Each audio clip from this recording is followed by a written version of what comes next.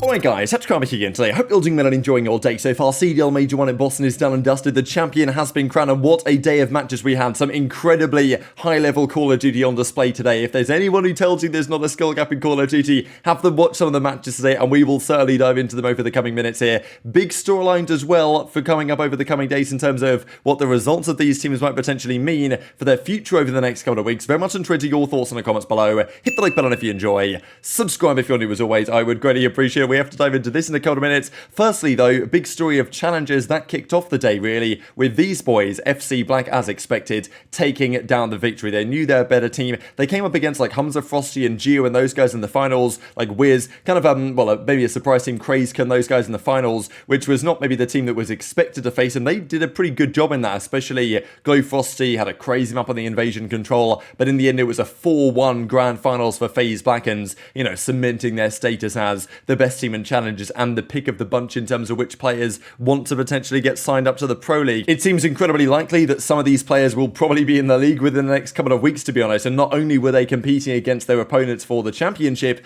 but they were also in some ways competing against each other to stand out, I guess you could say, in terms of who's actually going to get signs into the league. They should certainly be up there. Asim joined us on the podcast as well on the watch party as it was going on, so yeah, definitely massive congrats to Asim and those gentlemen for taking down the crown as was expected of them, because, you know, decent money in the bank as well. It was $100,000, I'm pretty sure, total prize money for this tournament. And he did kind of mention that, you know, there's a possibility that the future is different for Asim. I think that definitely he is the number one candidate right now for teams to make changes in the Pro League, which they surely will, based on some of the results we have seen this past weekend. But first series of the day, we've got to dive into OpTic Texas versus the Minnesota Rocker. I didn't think they'd be able to do this. I was actually going to ask Hex when he briefly came on yesterday's watch party about the championship whites, but I thought we'd heard that it's not a thing, unfortunately, so I didn't want to like kind of disappoint him. But actually, it turns out they are still a thing. OpTic's championship whites have been approved. I don't know why they would ever be denied, but yeah, this is the thing with OpTic. They make it to Sunday, they come up with the championship Sunday white, and it kind of worked for the first series, and then we'll dive into the second series in a second. So against Minnesota Rocker,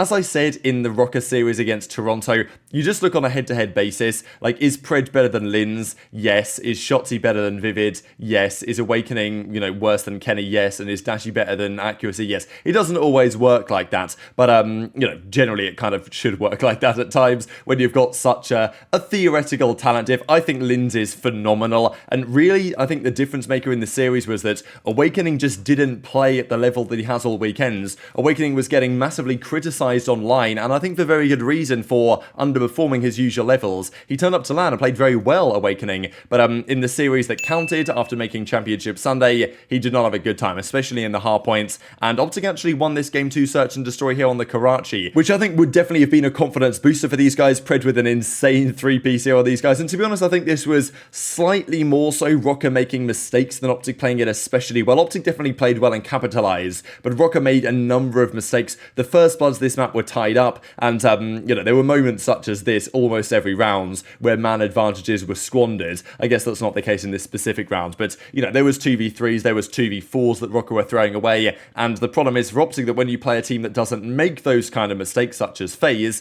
it's harder to win maps. But Karachi, you know, was obviously not played in that FaZe series. I think it could have been if it went to Game 5. We'll discuss that here in a second. This map, though, was, okay, I wouldn't say unforgivable, because OpTic did win the series. But I could not believe that this actually happened. Like, it was 2-1 to OpTic, and it looked for all the world like OpTic were going to close it out in a 3-1 fashion by capturing the A point.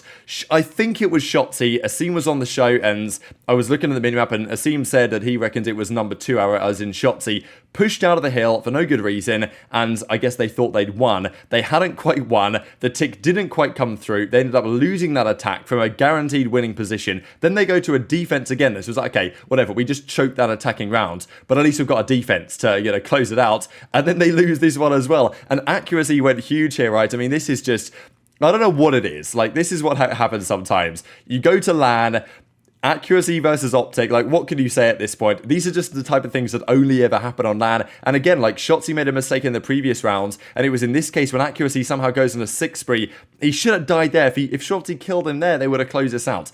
As I say, in the end, it doesn't matter because they go to a game 4.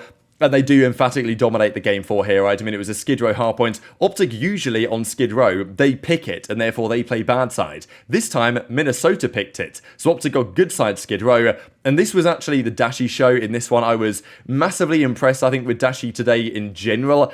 Okay, maybe in the other series we'll discuss in a second, he wasn't quite as impactful as he would have been otherwise, but he did talk about how he needed to turn up for today. I think he turned up big time in this series against the Rocker, and I think he played the P2 situation so well. Really good understanding of when to chal. Like this kill especially here, right? He didn't need to re-chal Linz, because Linz thought for sure, okay, he's weak, he's not going to chal me, but he knew that he needed to get the kill in order to set up his teammates, right? Because let's say you're getting, 1v3 swarms, you need to try and get one, even if you're weak, because otherwise you're screwed, right? So, going for that Challo, I thought was impressive, and they close out this map pretty dominantly, it's got to be said, not really a word. And, look, Kenny realised after the series, good search and destroy victory, but, they've got to clean up in that mode, and certainly elsewhere if they want to take it one step further. LePred, or whatever you want to say, with a 1.37 over the series, all green on the OpTic side, and, yeah, rough series out of Vivid and Awakening, I think, especially here, but Linz again, I did not think Linz would be this good on LAN, but that's what we've seen. Fair play to Rocker, top 4 this tournament.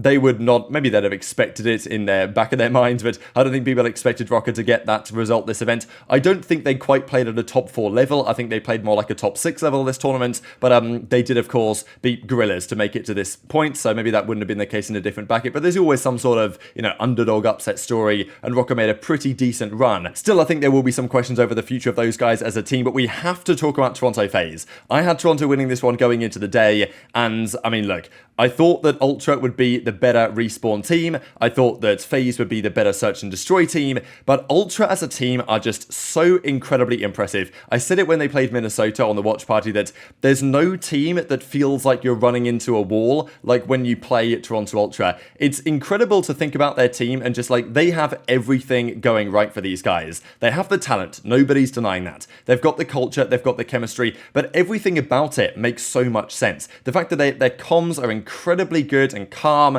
and it's just fascinating to listen to, but they do have the energy. Scrap brings the energy as well, gets the best out of these guys. I think they've got a mix on both angles, and they came into a search and destroy here and put on an absolute masterclass against Atlanta FaZe. This was impeccable search and destroy. You couldn't pick a fault in it. The way there was one specific round over towards the B site when Ultra were in a 3 versus 4. They only had 3, FaZe had 4. They ran it over towards the B bomb site. aBeZy was flanking, so he had a great opportunity to get a kill. They tagged him a couple of times, he had to back down. They then set up a 3-man defense of the site, and they get every single kill and don't even get traded. We saw the same thing in the OpTic versus FaZe series, a 3 versus 3, similar type situation, trying to defend the B site, and OpTic barely got a kill. I think they got retook very easily. Toronto didn't even let a kill happen against them in that same situation, so there are levels to this game, and Ultra are showing that there are levels to this game. However, there is one man that can take down, it seems, Toronto Ultra, and that is Cellium, because this guy was out of control. Simp did not have a great series here, but Cellium for 4 or 5 maps in a row was just the best player to have ever touched Call of Duty. This map here on the Invasion, it looked like Ultra were going to maybe win this one. Cellium went on a 7, 8, 9, 10 streak to take over the control and give Ultra absolutely no chance here in the offensive side. But the thing is with Ultra, even if they lose a game like that, their confidence is so mega that they go into this next map and they completely destroy FaZe. This was an annihilation. The plays that Envoy made here, just this break was incredible. The fact that he even looked for Simp in this spot, gets 1, gets 2, that's the pack-a-punch that's meant to come through with Envoy, and this is what we said when the off-season happened. He even stunned himself and still made it happen, but, this is what we expected. This team on paper made the best upgrades. They took Hicksy, they brought an Envoy.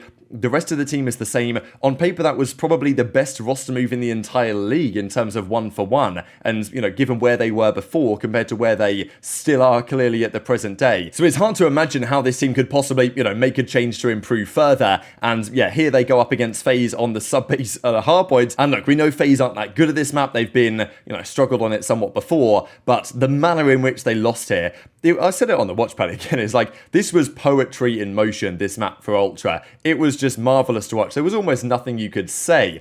Like, even this moment here, when they were just flying around, getting all the kills, trading gunfights. There was one moment over towards the P3. I know they didn't get much time on it, but I think Scrappy laid down, and then Insight was further behind him, and, you know, Scrappy, like, opened the door, and they double-challed. It was just so good, and there's, like, so many moments that you think, like, that is just a play that Ultra make. So they won this series. The scary thing I thought about this series is that Ultra could have played better here. CleanX did not have a good map 1 of this series. Insight actually didn't even do that much in the last couple of maps. In the first map of the Grand Finals, he went insane. We'll discuss in a couple of minutes' time. But, you know, I thought CleanX could have even played better than this. I thought Insight definitely map 4 and 5, or 3 and 4, could have played better than he did. Scrappy was immense as always. I mean, this guy just monumentally consistent. Cell did have a 1.3, by the way, for the win here. And, like, say what you want about Cellium playing for kills and all this.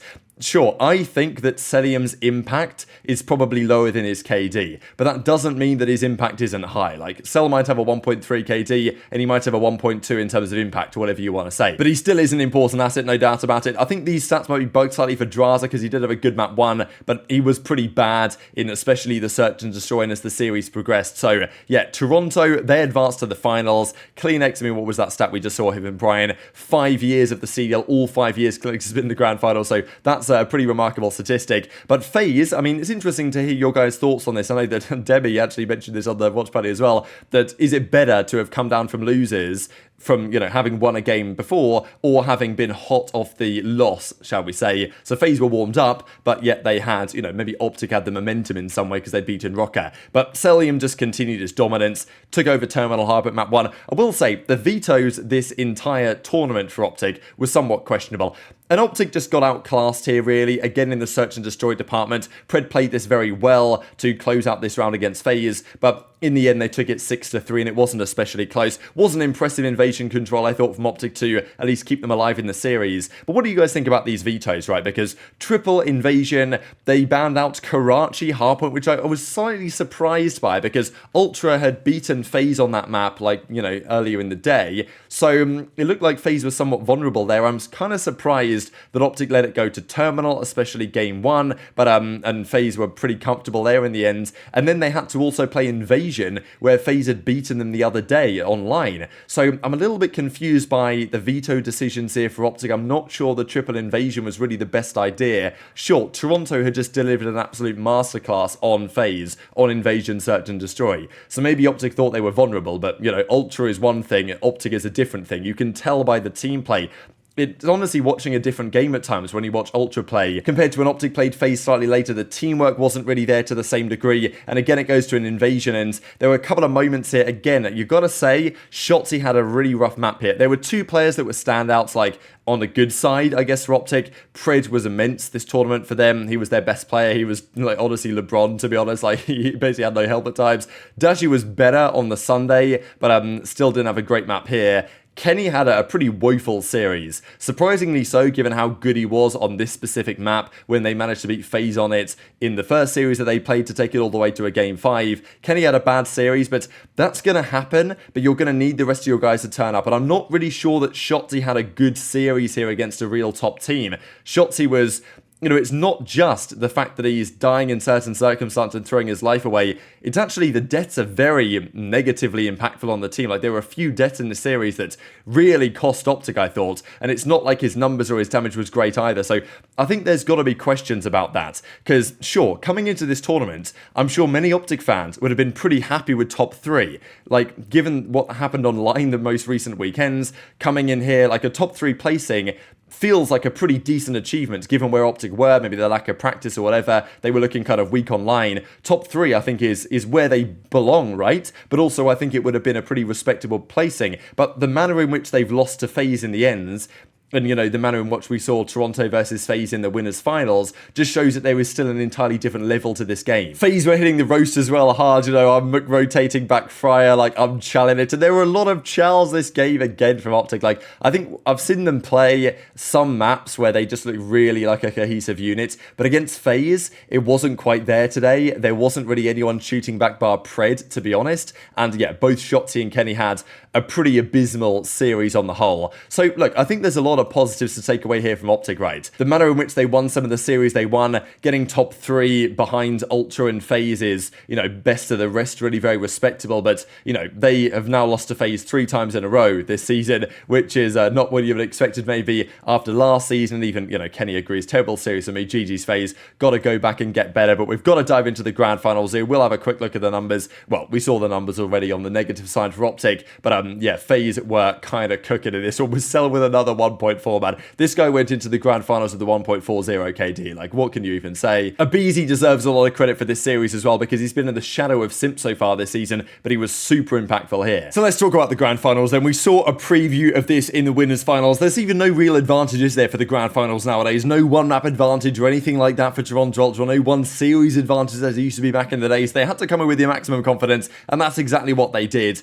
As I said earlier, it's actual artistry on the map what Ultra are delivering at the moment. I don't believe you can create a better COD team from start to finish. You look at the FaZe team. How are you meant to beat that team on paper? Simp, aBeZy, Cell. Now Drazah joins the ranks, but again, it's another grand finals for FaZe and another defeat. It doesn't seem like it matters what the year is, but FaZe are destined to come second in the grand finals. They have everything, FaZe, on paper, but they don't have...